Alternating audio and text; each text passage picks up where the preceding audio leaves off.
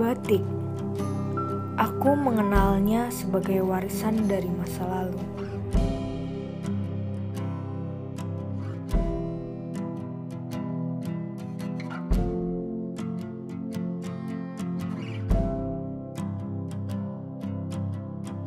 Ia hidup dari generasi ke generasi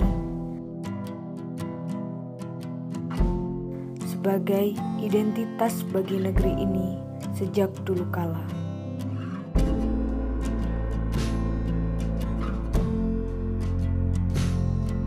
Batik menjadi sebuah mahakarya yang telah diciptakan dengan hati. Melalui goresannya, berisi pesan untuk masa depan.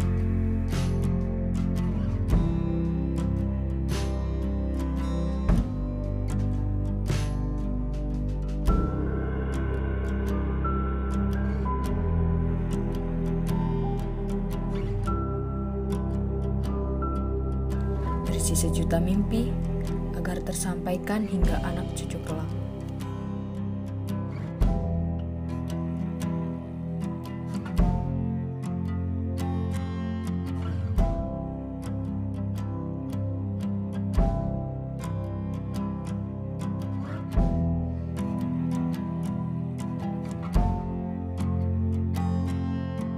Melalui dirinya, aku mengerti apa arti mengabdikan diri, bagaimana mencintai rupa adat dan budaya.